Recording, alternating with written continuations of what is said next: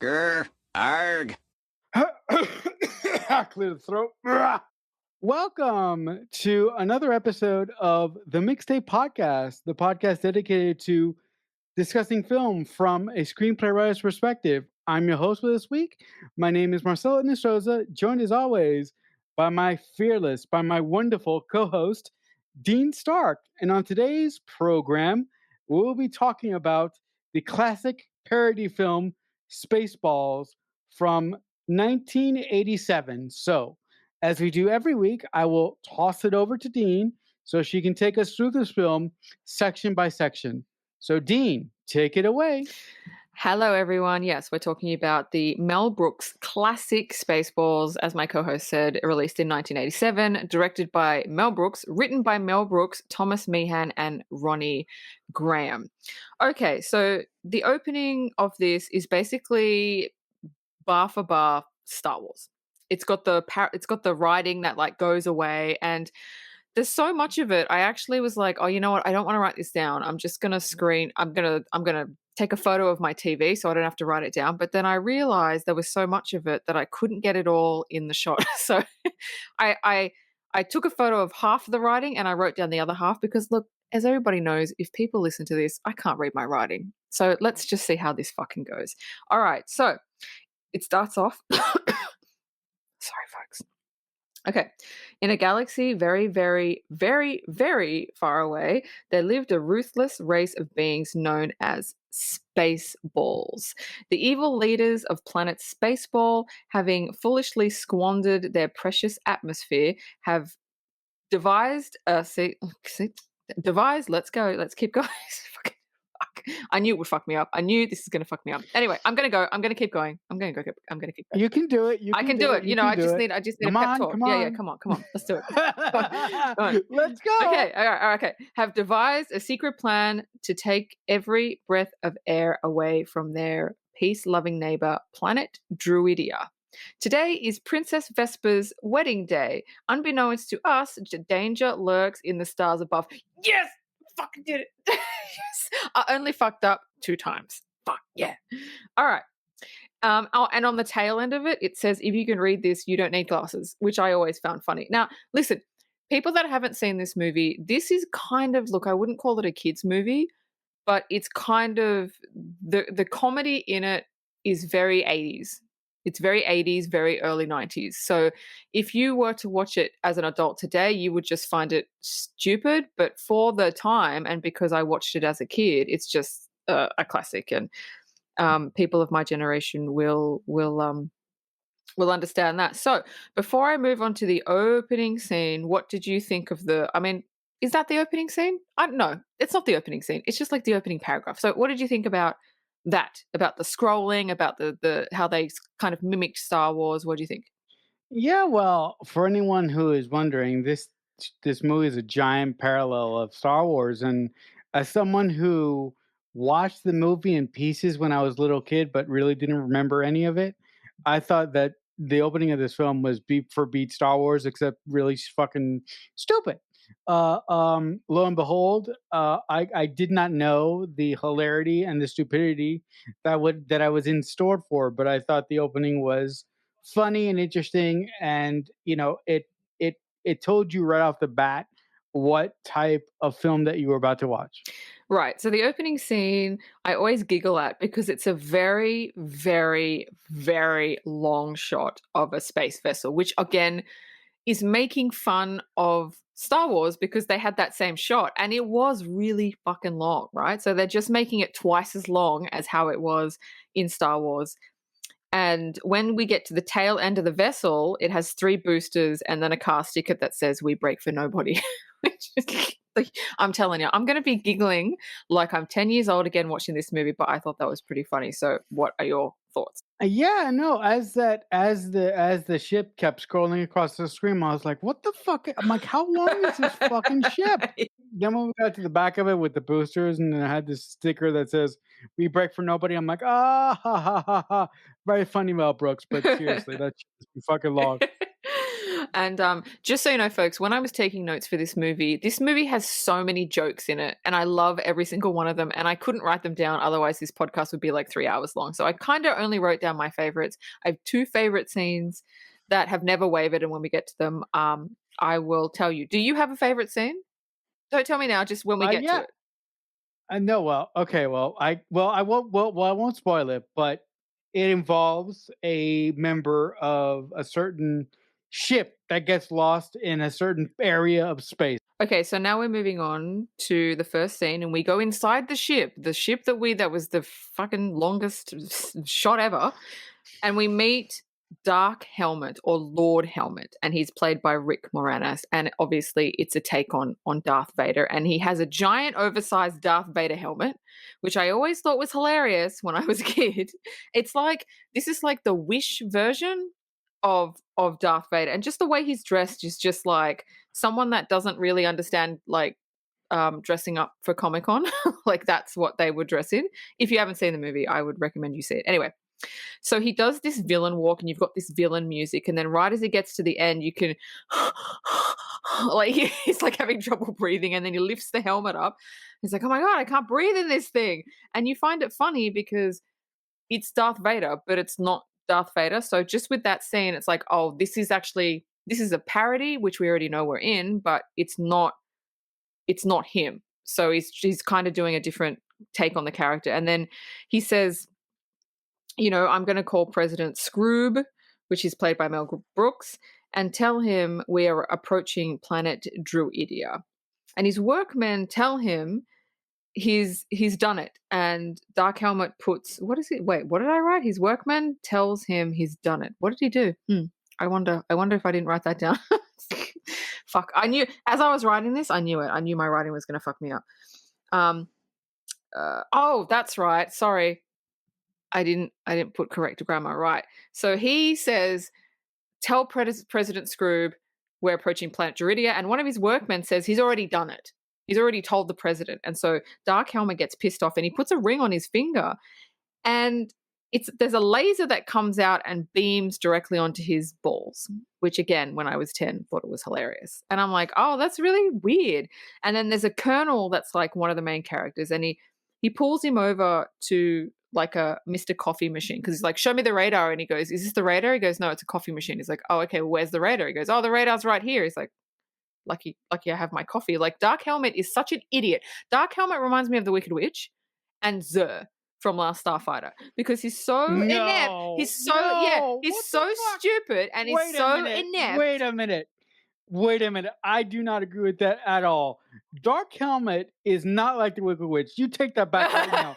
Although, no, look, and Dark Helmet is not like the fucking Zork from the Last Starfighter. This guy is 10 times worse than those. Those people are 100 times more competent than this motherfucker is. I will not accept that. Okay, it's true. But what I mean is that he's all bark and no bite. Which is what they were. Not necessarily personality, but he's all like, oh, I'm going to do this and I'm going to do that, but he never actually does anything. That's what I mean. So just take a fucking breath, okay? Take a breath. I understand the Wicked Witch. Nothing compares. Nothing compares to the Wicked Witch. So then Dark Helmet says Planet Druidia has 10,000 years of fresh air, and we must get through the shield in order to get it. So yeah, Spaceball City, Planet Spaceball is running out of fresh air. Planet Druidia has it. President Skroob, which is the president of Spaceball City, wants to get the air and has sent Dark Helmet to kind of figure out the code to get the shield open to get the air because they just want to steal it because they're bad guys. And it's sort of it sets up everything.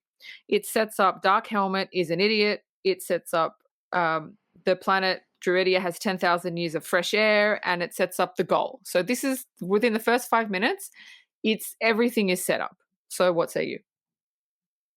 Yeah, the screenplay writing is very, very economical within the first 10 minutes. Like Dean said, the plot of the film or one of the main crux of the film is set up.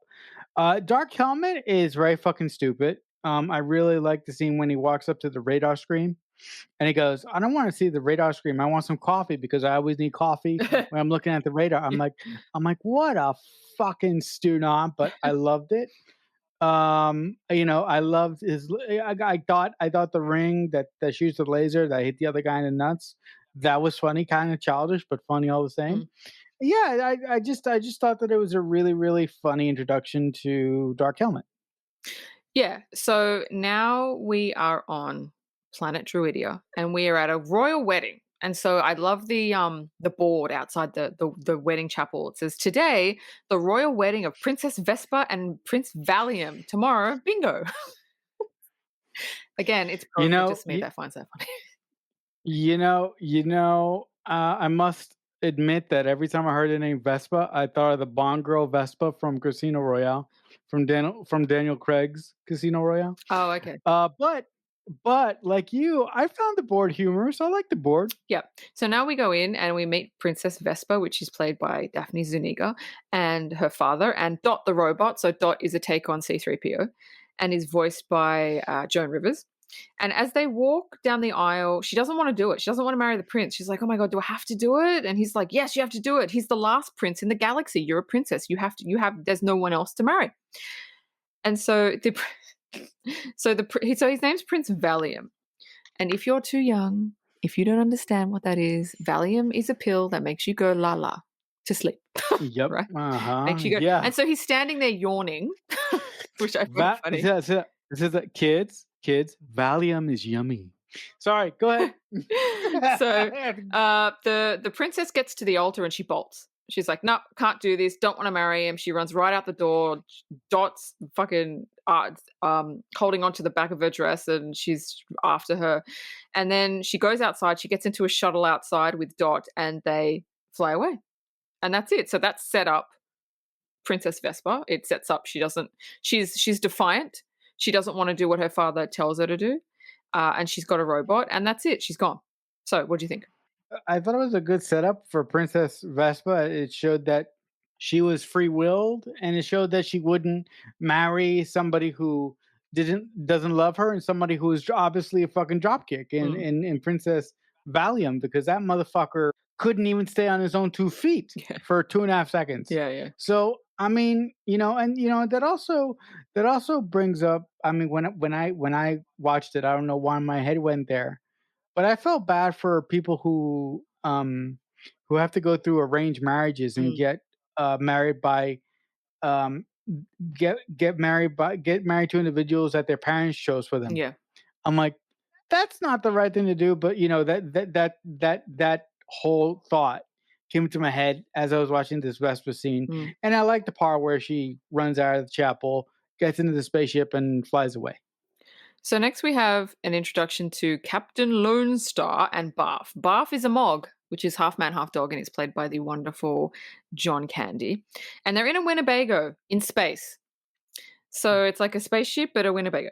And the bumper sticker says, "I love Uranus," which again is a childish. It's fucking childish. This whole movie is fucking childish. Yeah, it is. And I love it. It's so childish. I love it. So there's an incoming transmission on the TV, and it's someone called Pizza the Hut, which again I thought was hilarious. Hold on. This motherfucker was disgusting. Oh my god, gross. I'm like, the second I saw him, I'm like, first of all, I must say, I love John Candy, but I just found his character Barf to be kind of disgusting to me. Yeah. But that doesn't compare to the second I saw, uh, Pizza the Hut guy. I was like, this is too much. This is disgusting. So No, but off you go. it was gross. But how good were the effects? Like it was. Do you know what Yeah, I it mean? Like was. practical effects. It was gross, but I Yeah, loved it. he was like peeling while he It was was like talking. melting It was pizza. It disgusting. was gross. Yeah, it was gross. So anyway, he's asking for his money. He goes, "You owe me 100,000 space bucks by tomorrow." And then he says, "You know what? I'm going to make it 1,000,000 space bucks for late charges." And He's like Yeah. he's Yeah. like Jabba the Hutt. He's like Jabba the Hutt because in the first Star Wars, Han Solo owed Jabba the Hutt money. Yeah, that's the point. The whole thing is Star Wars. Yeah. Yeah, that's the point. Yeah, I know. That's the point. Which I thought was funny because there's so many parallels between them. So we've got an introduction to Captain Lone Star and Barf, and we know their characters. We know Barf is a bit of an idiot. We know Captain Lone Star owes money that he can't pay, so he has no money. He just flies by the seat of his pants. What did you think about the character introduction of them? Yeah, like I said, I found Barf to be a little bit disgusting. I liked the whole Winnebago spaceship kind of thing. I love the sticker on the back, but the most disgusting thing about it was meeting Java the Pizza guy. Pizza the Hut. I Yeah, Pizza Hut. Yeah. I found that to be gross and Yeah. disgusting. The practical effect was great because when he was talking, pieces of pizza were falling up. He was like leaking. Yeah. It was just disgusting. It was really cool to see Bill Pullman in a really, really early film for me Mm, because I only know Bill Pullman from a couple of films, but mm. everybody, people of my generation who haven't seen this movie too much, when you think of Bill Pullman, you think of Independence Day and you think of that great speech. So it was nice to see him in a different role. Yeah, I don't think of Independence Day, I think of Casper. Oh yes, that's right. He was in that too. Yeah. Good I pull. wasn't I wasn't a huge Independence Day fan. So Yeah, well, that makes sense. You're not a big action person. no, that's true, but I did love Casper. So he Right. reminds me of Casper. So anyway, the next scene I always found hilarious when I was a kid. So the princess and Dot are in the shuttle and they're in space. And Dot and the princess has the Princess Leia hairdo, right? With the buns on the side. And Dot is asking her questions. She's like, "Oh, what are we going to do? Where are we going to go?" And Princess Vespa is just like not listening. And Dot is like, "Are you listening to me?" And then Princess Vespa takes off a pair of headphones that look like the hairdo. But it's headphones, it's not a hairdo. She's like, "What? What are you saying?" And as a kid, I always fucking pissed myself at that. I always thought that was such a funny joke to put in there that, yeah, I don't know. I just thought that was funny. And that's it. That's literally the scene. And I just thought that that was a great joke, funny scene. Yeah, I mean, it was funny. It was I mean, to be honest, I didn't find it as funny as Dean did. I just thought it was charming. You know what I should stop Uh, doing? I should stop picking movies from my childhood that you've never seen before because watching a childhood movie, no, honestly, watching a childhood movie as an adult has a completely different effect. I mean, you know this.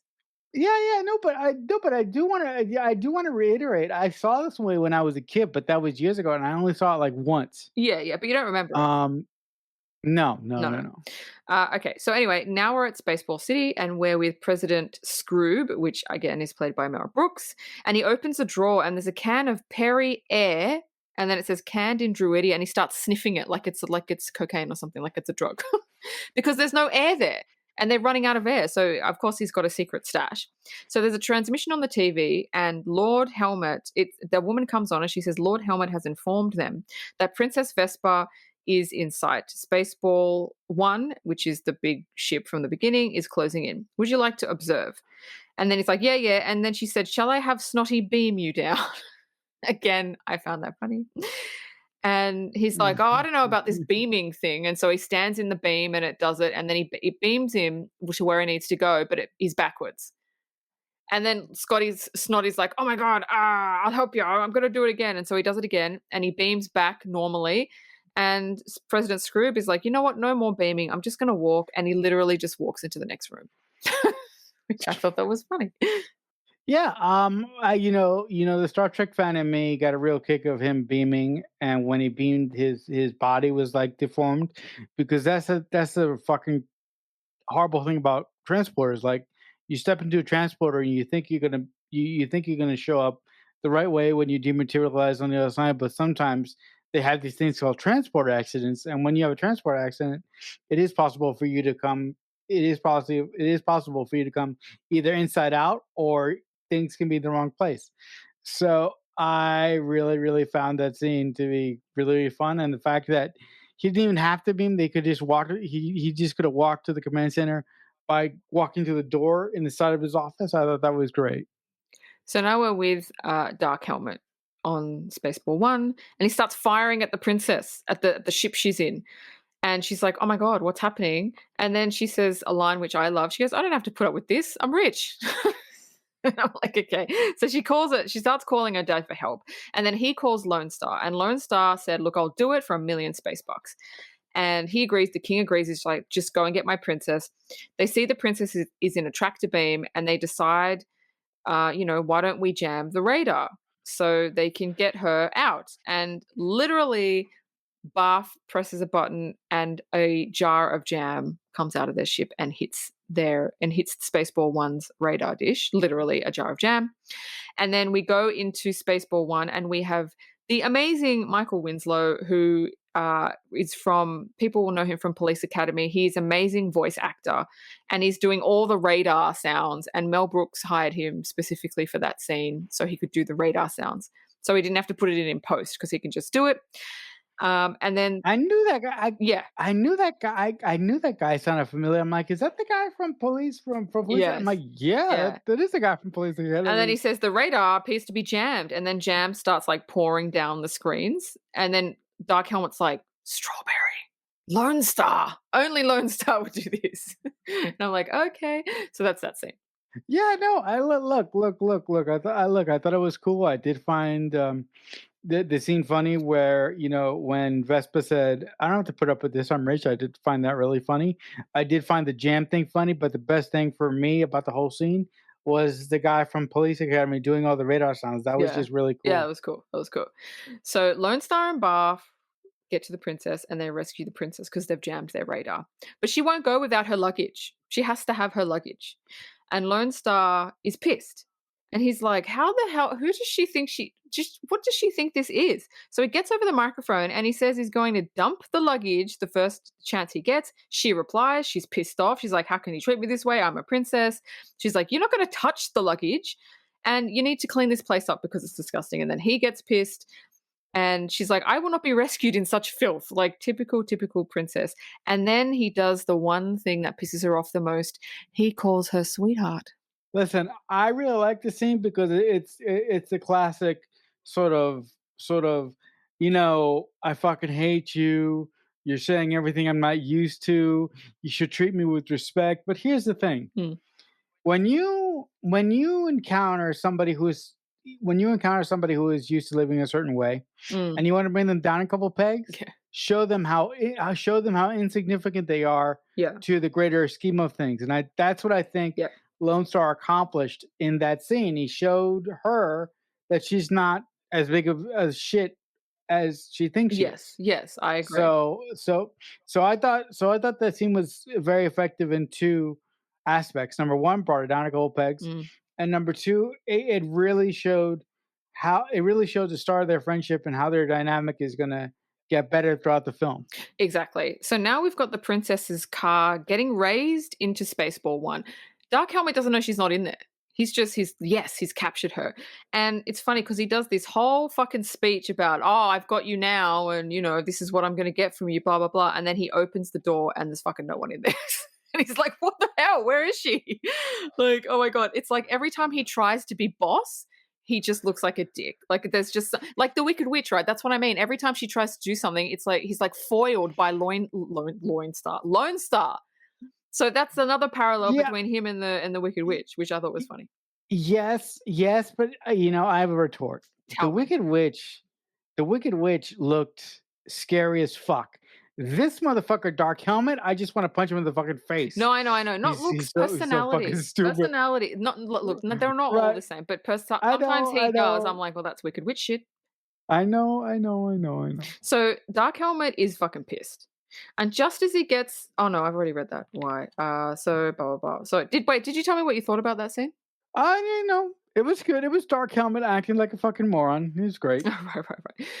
So anyway, he's pissed, and he sees the Winnebago. He goes back up to the bridge, and he sees the Winnebago go into light speed. And he's like, "Wait, what the fuck happened?" And his colonel goes, "They went to light speed." And he goes, "Well, we need to go light speed. Prepare for light speed." And he goes, Dark Helmet goes, no. Light speed's too slow.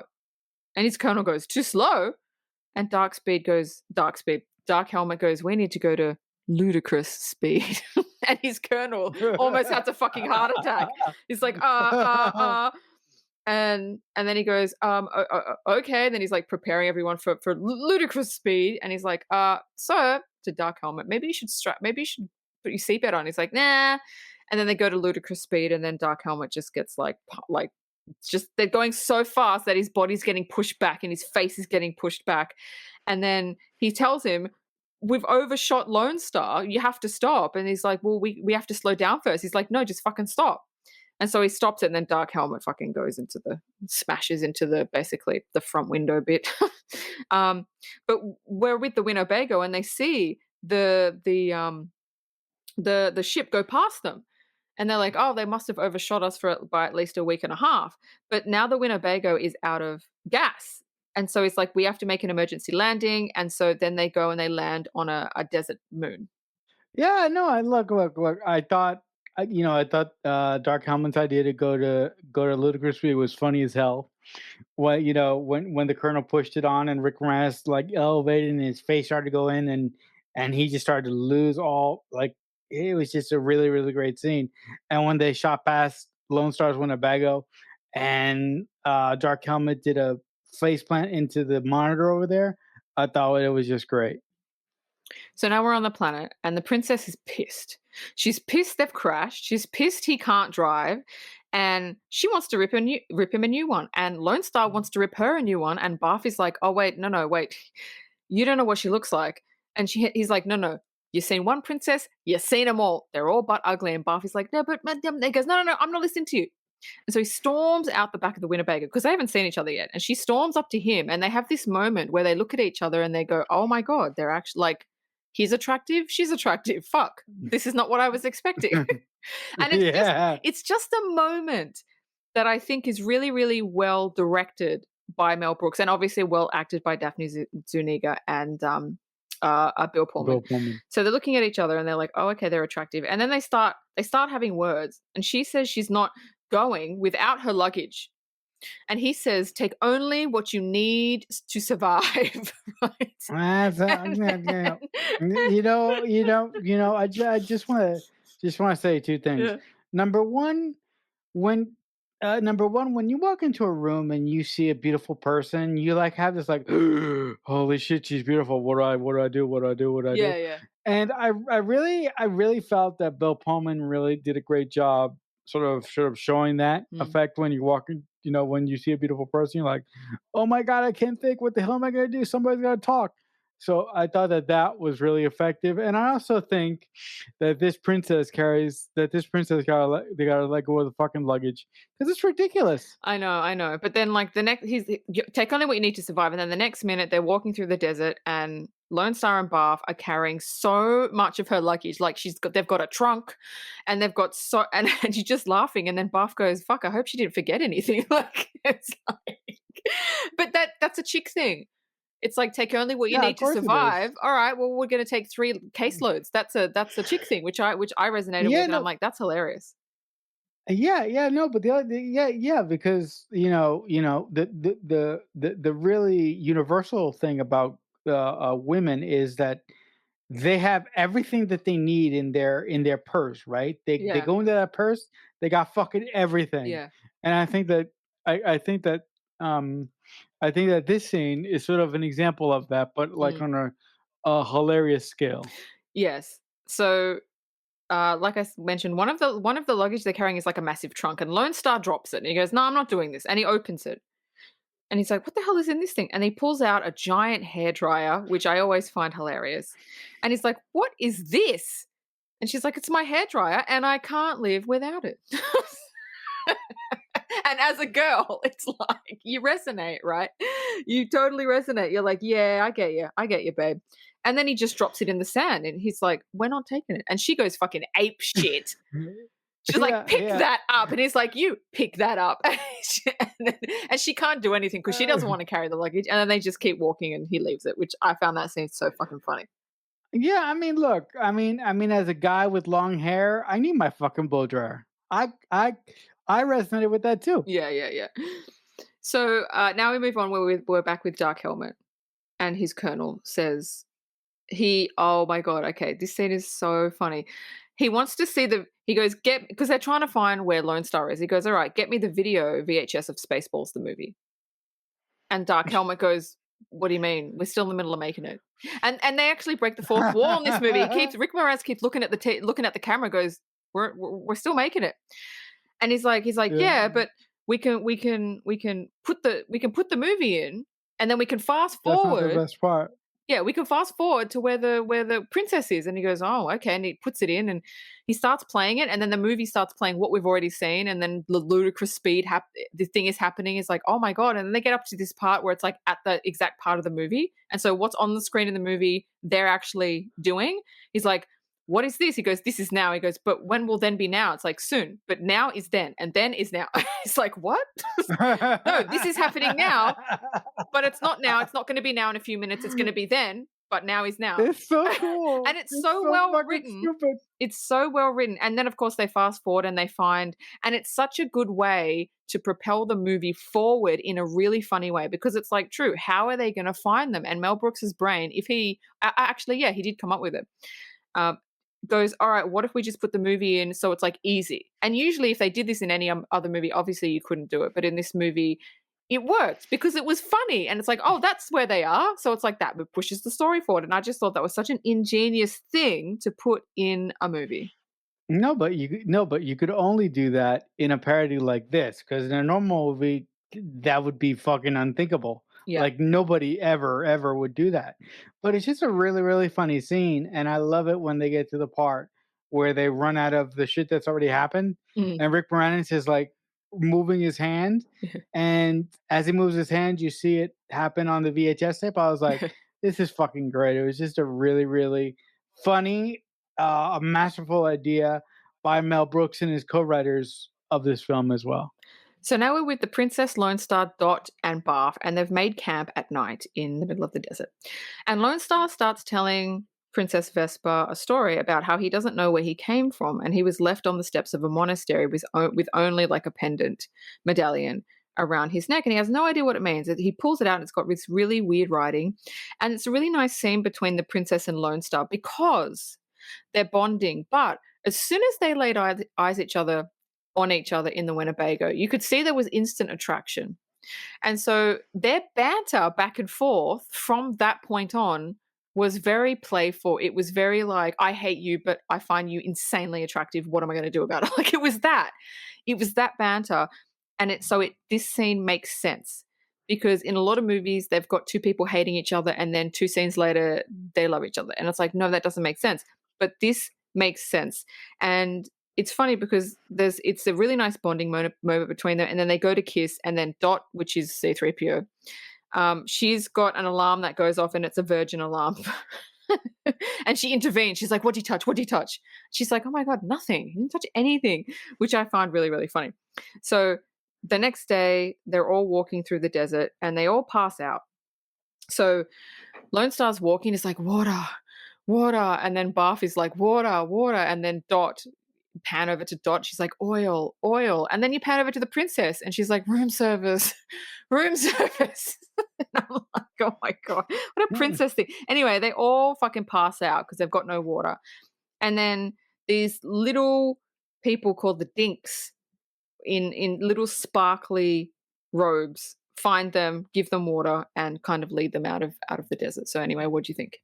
Yeah, well, yeah. I thought, I thought the scene with Lone Star explaining a bit of his backstory, and then him putting like his jacket on her, I thought was really cool. It was a kind moment. But they remind me a lot of Luke and Leia, and they really have that same sort of "I love you, but I find you insanely attractive" sort of thing. They sort of had that love and hate relationship, and it's just Mm, really fun to see their dynamic grow throughout the course of the movie. I love the fact that the robot has like a virgin alarm. yeah, I found that really funny. yeah.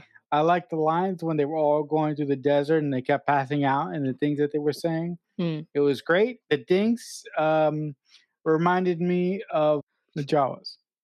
So now we're short scene with Dark Helmet, and he's on the planet. He's on the moon that they're on in the desert land, and he's got a safari outfit on with a very huge, oversized safari helmet. And he's just Safari he's helmet. just searching for the princess. That's it's more. It's not even a scene. It's just like a shot to show that he's there. He's searching, and then we move on to the little alien dinks, and they bring the crew to like an underground bunker where they meet Yogurt the Wise. He is the keeper of the greatest power on earth, the Schwartz, because Barf actually says the Force, and he goes, no, no, no, the Schwartz. And it's like, oh, okay. And he has a ring with an S on it, which is exactly the same ring that Dark Helmet has when he had that laser come out of it and hit that guy in the balls. So they've got the same ring. And then Lone Star asks what he does. Like, what do you do in this bunker? And then Yogurt, who is played by Mel Brooks, said, merchandising. And it's like, what? And then he opens up a door, and there's all these Spaceballs. Spaceballs the movie. Spaceballs the placemat. Spaceballs the flamethrower. Spaceballs the cereal. And it's like, what? Merchandising? And he goes, George Lucas. yeah, and he's like, this is where the real money of a movie is made. Ding, ding, ding. Ding, ding, ding. Anyway, that's the scene. That's the scene where they meet Yogurt. So what did you reckon? Yeah, no, it's a really funny scene to see like Spaceballs' version of Yoda, and I love the moment where Mel Brooks opens up the cover and you see a Spaceballs, a million goddamn things of how to merchandise a movie, because fun facts, kids. Do you know how George Lucas built Industrial Light and Magic and Skywalker Ranch? You know how he did all that? Because when the original just really quick, when the original Star Wars was made, nobody thought that this fucking movie was gonna make any money. So George Lucas took all the rights to the film and all the merchandising rights. So he became a billionaire off of the merchandising rights for anything Star Wars. So I just find that really funny that Mel Brooks took a dig at George Lucas's grand plan of becoming a millionaire. Yeah. So now we're at Spaceball City and we're with President Skroob, and he's in bed with twins in Spaceball sheets. This movie just mocks itself. So he gets a transmission saying that Lord Helmet lost the princess on the moon, on the moon Vega. And he tells them to comb the desert. And then we cut to two of Dark Helmet's men with literally like a giant comb. Literally combing the desert with combs. Yeah. And Marcelo, can I tell you, the shot of the guy, do you remember it said, have you found anything? Yeah, you know who that is. Yeah, fuck yeah. Look, this is actually my favorite scene in the movie. And the reason why I love the scene is because I watched this movie today, I'm like, it's Tuvok. It's Tuvok. Tuvok is combing the desert. Yes. I lost Tuvok is combing the my desert. fucking mind. I was like, holy fuck, Tuvok is combing the desert. That's it. And for the people listening, if you don't know who Tuvok is a character in Star Trek Voyager, if you don't know. Which Marcel and I love. Yes. It was so fucking funny. I know. So now we're back with Lone Star, and he asks Yogurt what his pendant or medallion means. And he goes, I know what it is, but I don't want to tell you yet. And then Yogurt starts training Lone Star to use the Schwartz. And that'll come back later. So that's a little scene. And then we go into the next scene, we're with Dark Helmet. And he's still looking for them. When he feels the presence of the Schwartz, he goes, I can feel the other Schwartz.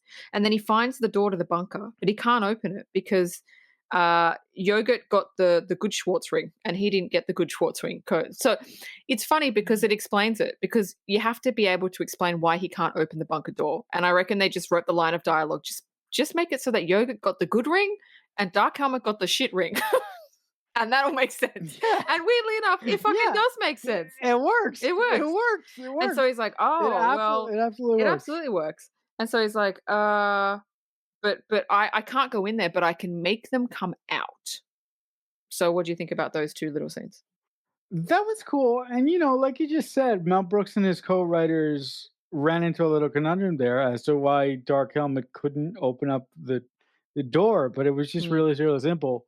It's a simple solution. Just say that Dark Helmet got the shitty ring and Yogurt, whatever, the Yoda ripoff guy. Yogurt got the good ring. So it was a really, really simple writing solution by Mel Brooks and the team there. I thought it was great.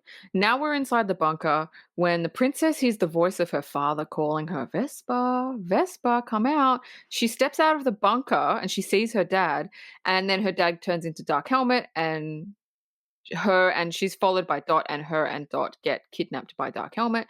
Lone Star sees Wicked Witch. Yeah, exactly. The Exactly. Wicked Witch. That's Oh my it. god, now I'm saying it. Oh my god. Oh my god. Here we go. Here we go. We're getting there. We're gonna get there. You're gonna be on my side of the pool in fucking no time. So Lone Star sees this, gets ready to go after them, and before he can get in his Winnebago, he gives him a fortune cookie and says to open it at a later time. And he says, "Will I ever?" Well, I love this line of dialogue. Lone Star says to Yogurt, "Will I ever see you again?" And Yogurt says, "Who knows? Maybe we'll meet in Spaceballs the sequel, The Search for More Money." And then he gives Lone Star the Schwartz ring and goes away. But I just thought that was so funny because it's true. The only reason they make sequels is for money and for no other Yeah, reason. but here's the thing, guys. Look, I I've only seen this movie twice. Once when I was a kid, and today for this conversation.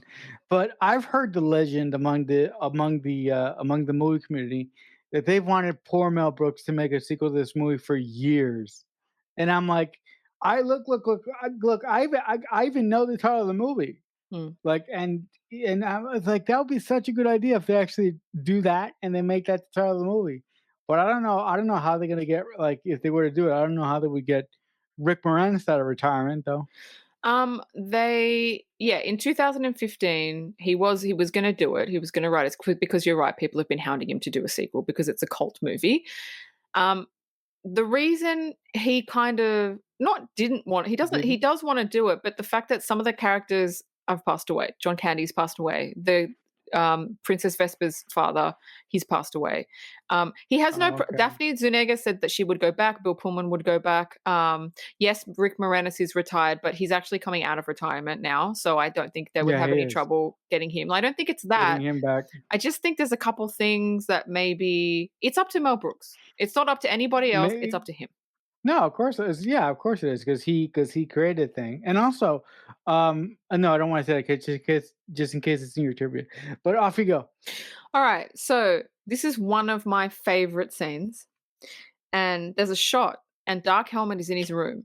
And there's a shot, and because his helmet's so big, you can't see what's on his desk. And you can hear him talking to the princess. So, Princess Vespa. This is, but look. Yeah. When I saw this, I was like, Were you dying? this is the most nerdiest thing ever. Yeah. So you think he's talking to Princess because he's kidnapped her, right? So Princess Vespa, I have you in my clutches to have my way with you. And then the camera pans around and we see he's playing with dolls. And he's made dolls to look like Princess Vespa, him, Dot, Lone Star, and Barf, like a little kid would play with them. And he plays this whole scenario out of Lone Star comes to try and rescue the princess, and he uses his doll to be like, "Oh no, you're not gonna get like a doll, like a kid, right?" and he like pushes the Barf doll out, like they're little. The dolls he's playing with is maybe like 3 or 4 inches high, like very very little dolls, and then he goes, Princess Vespa, I have you all to myself. And she's like, no, I don't like you. Oh, but I find you strangely attractive. Oh my god! And then she goes, oh my god, your helmet's so big. It's so good. And then his colonel barges in, and as he barges in, Dark Helmet like grabs all the toys and like pulls them in towards him, like he's embarrassed. And he's like, "Sir, you're needed on the bridge." And Dark Helmet goes, "Did you see anything?" He goes, "No, sir. I didn't see you playing with your dolls again." That scene is one of my fucking favorite scenes. I just piss myself every time I watch it. Yeah, it's just look. I mean, look. I'm not gonna say too much, but that scene is just so. It's got so many levels of awesomeness to it. It's just so good. All right, so the next scene is we're at Spaceball City, and Princess Vespa is tied up, and Dark Helmet walks in, and he puts the king on the television, and he goes, "I want the code. I want the code to the shield so we can get your heir." And the king goes, "No, I'm not giving it." And he goes, "All right, well, I have a nose job surgeon here." And the king goes, "So what? She had a nose job when she was 16. That was her birthday." And he goes, "No." He goes, "If you don't give me the code, I'm going to give her old nose back," right? And Princess Vespa's like, "No!" And you can see she had this like wicked witch nose, and the king is like, oh my god, like sweating, like it's not a real thing. Obviously, like this threatening a princess with something so superficial is going to work because she's so fucking superficial. And so the king goes, all right, all right, all right. And then Princess Vespa's like, where did you get that? Where did you get that photo? Like she's just pissed. And so he goes, all right, all right, all right. I'll give you the code to the shield. And he's like, it's like, all right, what is it? What is it? What is it? Tells his colonel, write this down. He goes, okay, 1, 1, 2, 3, 4, 5. On dark helmet, he's got his helmet down. He pushes his helmet up. He's going, what kind of a code is that? 1, 2. He goes, that's like something someone would have on their luggage. And then, but that's that scene. But I thought that was pretty funny. I thought it was funny that he was threatening her with something so stupid and so superficial. He could have threatened her with like, I'm going to bomb your castle. I'm going to destroy your city. No, no, no. I will literally give you your old nose back, which I thought was quite funny. Yeah, no. I look. I must admit that when I saw that scene today, I could only think of one thing, and that's because I know somebody who did that, and I could just imagine what would happen to that person if they threatened to, screw away her beautiful nose. But I thought it was quite funny, and and then the code like for the air so they could get to it. That was fucking stupid. Yeah, But I did like I did like the whole nose thing. yeah. And at the end of that scene, President Skroob comes in. He goes, "Did you get the code?" And he goes, "Yeah, it was 1, 2, 3, 4, 5." And he's like, "Wow, I got the same combination on my luggage." And Dark Helmet's And he like, goes, "Fuck." All right. and he goes, change my luggage, yeah. He goes, I gotta change my luggage. So anyway, now we're with Lone Star and the Winnebago with Barf, and they landed in Spaceball City, so because they're going after the princess, and they landed at the prison complex, and they steal 2 prison guards' outfits and enter the prison, and they turn down a hallway that says "Royal Prisoners Only," which I thought was really, really an ingenious way to get them to the point. So in movies how the characters go somewhere and they find something straight away and you're like, oh, that's convenient that you're finding it straight away. But this movie actually puts in, oh, this is literally where she's held. So you do not have to go down any other hallway. This is where she is, which I thought was quite funny. And then they hear this singing, low tone. And then Barf goes, is that the princess? And he's like, Lone Star's like, no, I don't think so. I don't think so. And so she's singing a song, a low tone song, and they open up the little peephole and they see it's the princess, right? And she's singing like this, nobody knows the trouble I've seen, like that, right? And it's so low tone that when you see it, that it's actually Daphne Zuniga singing it, you're like, oh, that is so strange for a princess to be singing that low tone. Anyway, they go in and she's like, oh my God, get the fuck away from me. And they're like, no, no, it's us, it's us. So anyway, they get into a firefight, rescuing the princess. And they see, I love this part, they see a door closing and they're like, quick, quick, quick. And they all jump through and they're cornered by the guards. And then the head guard comes in and he goes, oh, I have captured you. Turn around so I can see you. And then all 4 of them turn around and he just has this look on his face. And he's like, you idiots, you've captured their stunt doubles. And like Princess Vespa is like a dude. And they all just do not look like them. And I was like, oh, that's pretty funny. Stunt doubles. So anyway, that's that scene. Yeah, no, I thought, look. It was extremely funny when they were trying to find where Princess Vespa was being held, and Mel Brooks and the writers decided to make it easy. We're all prisoners being held here. I thought that was awesome.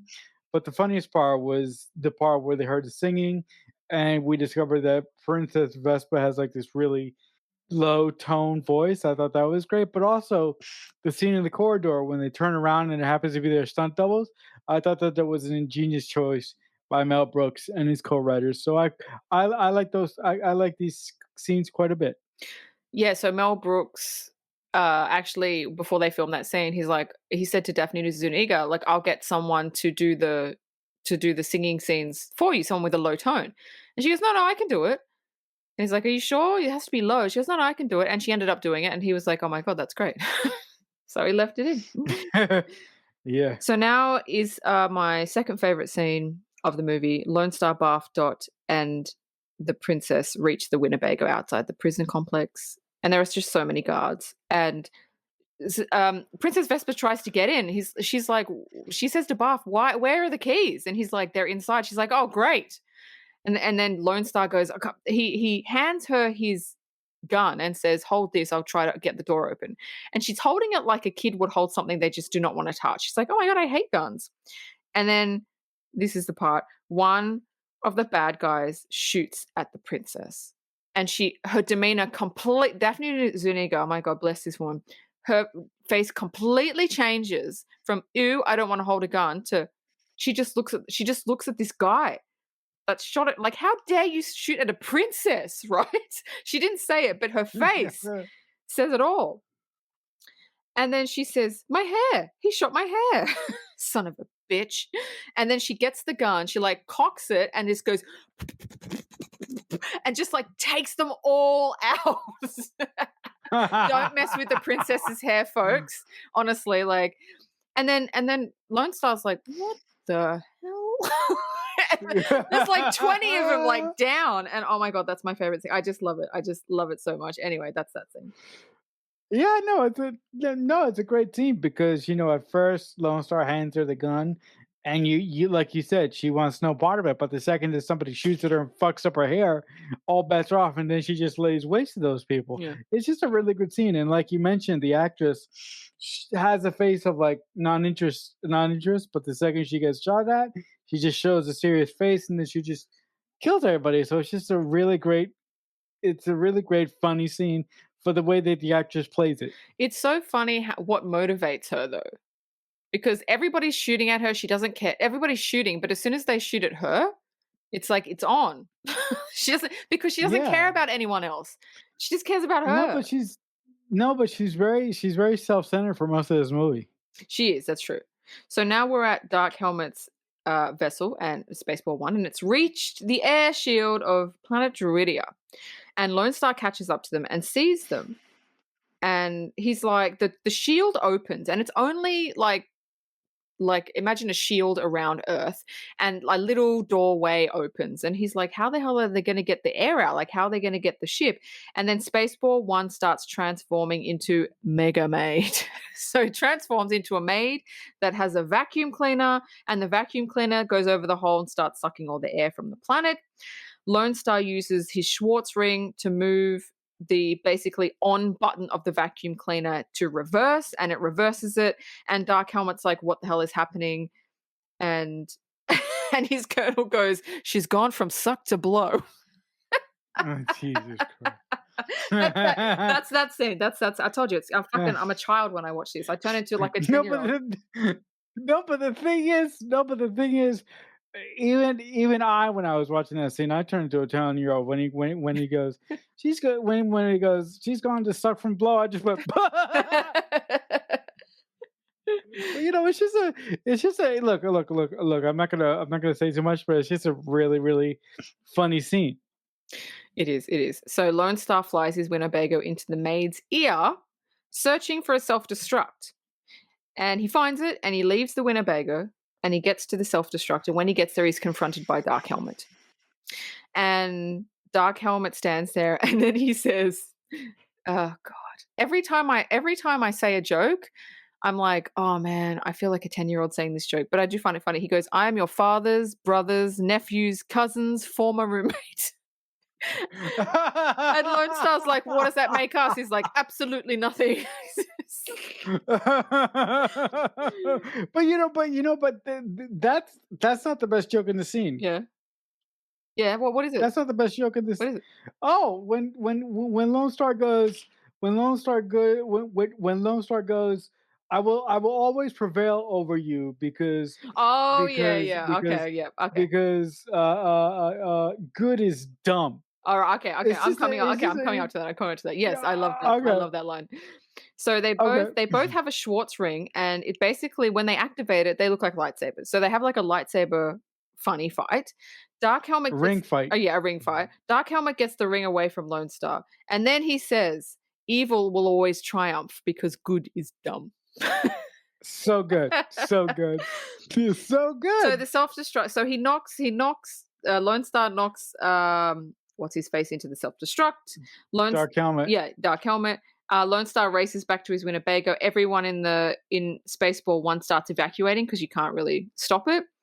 And then this awesome song, Spaceball, starts playing, which obviously is just for the movie. Yeah. So good. Yeah, and everyone starts getting into the what is it, the escape pods, and there's like so many people. There's like a bearded lady, there's bears, there's jugglers. Like it's like, who the fuck are these people? And why the fuck are they on the ship? These people? So the shot of when they get into the escape pod, you know, the shot where it's not when it's coming out of the top of the Mega Maid, but that one shot where it's like launching. Yeah, in the tunnel. Yeah. Right. So those shots were actually filmed for the original Star Wars movie. That was footage from that movie that George Lucas gave Mel Brooks to use in Spaceballs. Oh, yeah. Unused You know what? footage. I thought You know what? You know what? Funny thing, I thought those shots looked familiar. No, but he didn't use the shots. That's why he let him have it. Yeah, I know, but the shots had a very, very, very Star Wars right. look to them. Yeah. So that was nice Yeah. of George Lucas to give him. That was really nice. I know, but also Mel Brooks couldn't have made this movie without George Lucas's blessing. I just want to say that right, up front. Yeah, I have that. I've got that in my trivia. There's a little bit more to that, but yes, that's true. That is true. Yeah. So anyway, they all start evacuating, and there's no more escape pods. So Lord Helmet or Dark Helmet, the Colonel, and President Skroob are all kind of trapped. The Winnebago escapes, and the ship blows up, but President Skroob, the Colonel, and Lord Helmet are in the Mega Maid's head. So they didn't blow up. It's just their head went in another direction, and that's the bridge. And then they went, where they'll go. So the Winnebago, Lone Star sees a report that Pizza the Hut is dead because he ate himself to death. He was trapped in a car. He was hungry. And what do? You fucking eat yourself to death. And so it's like, oh, great. Now he doesn't need to pay the money. So that's kind of dealt with. And so the princess reunites with her father and Prince Valium, who has, again, fallen asleep. And so anyway, what did you think about the last? I mean, that's not the last scene, but it's kind of like the last sequence of the film. Yeah. Listen. I thought it was a little bit inconvenient how Pizza the Hut died, but Pizza the Hut guy died. But whatever. Yeah. I liked the destruction of Dark Helmet's spaceship. I like where they went, which I'm sure you're going to get to in a couple of seconds. But all in all, I thought the finale was great. All right, so we're now with Lone Star, and he is at like a gas station diner with Barf, and they enter and they sit at the bar bit, and they order their food, and then we see another group of people having a conversation, and one of the guys, just you're sitting there, and you're like, where do I know him from? Who does he look like? Who does he look like? He looks like someone, and he's eating his food, and then it's just like, and I'm like, oh, dude, I recognized him a second before I started. I'm like, oh my god, then it started happening. Same actor. Like, oh my god. So basically, the actor is the same actor from the original Alien movie when the alien burst out of his chest, and he actually recreated the scene. Yeah. But the alien that burst out was quite funny because it put a top hat on and then started doing a little dance, which I thought was funny. Now we're so Lone Star is like, Jack, please, I don't want to eat here. I don't want to be here. So Lone Star, he's in the Winnebago and he opens the fortune cookie, and it's a message. No. He gives the fortune cookie to Barf because Barf is hungry. Oh yeah, and Barf is the one that opens up the fortune cookie. Yeah. So Barf opens up the fortune cookie, and there's a holographic message from Yogurt to him, and he tells him that the medallion around his neck means that it's a royal birth certificate. So, oh my god, convenient. He's a prince. which this movie can get away with because it's so stupid. And then he turns tail back to Druidia, where with the next scene is where with Dark Helmet, the Colonel, and President Skroob, and they land on a barren island, and then they come out of the Mega Maid's nose, and there's these two. They're basically landed on the Planet of the Apes. And it goes, who are they? Awesome. Spaceballs. There goes the planet. Awesome. I loved it. But it's so funny because people watching that for the first time now will not understand that. They won't even understand it if they watch the new movies, because the new Planet of the Apes movies, they don't look like the old school movies and the old school Planet of the Apes, so they're not going to get it. No. No. This joke is for old school folks like me who grew up watching the old Planet Yeah, Days yeah, yeah, movies. yeah. So we go back to the wedding of Prince Vespa and Prince Valium, and the the priest is so funny. He keeps getting interrupted, and he's like, "Oh fuck!" He's like, "Look, you guys are getting married." He goes, "Just say yes. Just let's just go." Like he just wants to get the Just fuck say out of here. yes. He's like, "All right, let's just." And then he's trying to get this wedding done, and then Lone Star barges in, and he's like, "Oh my fucking god!" And he goes, "I'm a prince. I'm a prince. I can marry you." And Princess Vespa's like, he's like, "Will you marry me?" And Princess Vespa's like, "Yes, yes, I'll marry you." So she pulls him into the altar, and he's like, "Who's getting?" He goes, "I don't care who's getting married. Somebody's getting married. Okay. Do you? Yes. Do you? Yes. Great. You're married. Kiss." So he doesn't want to know He's anything. just a- And then that's it. That's he's the just end. so fed up. He's so fat. He just wants to get the Yeah, fuck out of there. So that's it. That's the end of the movie. yeah, it's a really really great humorous ending to a really really fun film, Mm. and it's just great. But Yeah. do you want to go to your trivia? So the first trivia I have is yes, George Lucas gave his blessing because Mel Brooks said basically, I'm not going to do this without your blessing. But he says you can make this movie on the condition that there will be absolutely no merchandising of any kind for Spaceballs, which is why Mel Brooks made fun of it in the movie. Oh, wow. Which I think, That is listen, that is a really I don't know. I kind of think it's a dick move. I mean, George Lucas at this that point was a billionaire, so does it really matter if Mel Brooks makes money no, off of Spaceball merchandise? No, no, hold up. But that is a really odd request, and that's kind of a dick move. because like you said before, George Lucas knows that the money from a movie is made from merchandising, just like you said, and he didn't Yeah, want he does. him to get all this money from the merchandising because the merchandising would have been like there would have been a lot of it and it would have made Mel Brooks a lot of money. So I don't know why George Right. Lucas cared about somebody else getting money, but that was the condition and Mel Brooks adhered to that and not one thing has ever been Yeah. sold merchandising wise Spaceballs. So that's that. Mm. No, but I'm sure you can find some Spaceball like stuff but Oh yeah, made you by can. Yeah, not uh official, but yeah. people, right? Yeah, yeah. So the original title of the movie was Planet Moron.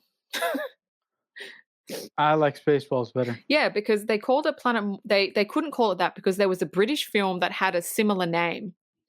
And so the writers of the movie said, "Well, like what are we going to call it? Space something. We have to because it's in space. So space what? It has to be a second word." And then Mel Brooks was drinking his coffee and he goes, "Balls. Balls." And he's like, "Oh my god, Spaceballs. Yes, that's the title." So thank God Planet Moron was taken because that wouldn't I don't know if that necessarily would have gone down well. No. I really don't think so at all. Yeah. I don't like Planet Moron over Spaceballs, not one bit. Yeah. Steve Martin was the original choice to play the Colonel. Oh, Maybe. we'll see. I'm a huge fan of Steve Martin, so Mm. I would have liked Steve Martin over Yeah, he the would have actor been that they good. got. Okay, so the sound stage used for the underground bunker of yogurt was exactly the same sound stage that they used for the Wizard of Oz Yellow Brick Road sequence. Oh, okay. Well, that's a huge connection. That's interesting. And the last one is quite funny. My favorite scene where his dark helmet is playing with his dolls. Yep. That scene was not in the script. And on the day, Mel Brooks came up with the idea. And he said, a couple of days before. And he said to Rick Moranis, this is the scene, this is what we're going to shoot. There was no script. And he said to Rick, improvise and ad lib. So everything in that scene that Rick Moranis said was not scripted. He just It made it was up. Rick. Okay, awesome. Very, very So cool. that's it. But that shows you what a comedic genius Rick Moranis is, Oh, and yeah. what a think on his feet director and writer Mel Brooks is. Yeah. Definitely. Yep. That's great. With that out of the way and done with, guys, if you like anything that we do here on the show, and you want to email us to give us props, advice, or even send us a request for a movie to review in the future, you can just email us at themixtapepod at AOL.com. But if you're coming back next week, we'll be reviewing the 1990 film Flatliners. So, with all that said and done with, I will simply say if someone is ever kind enough to make you a mixtape, that must truly mean that they love you. The Mixtape Podcast is a Balloonhead Productions presentation.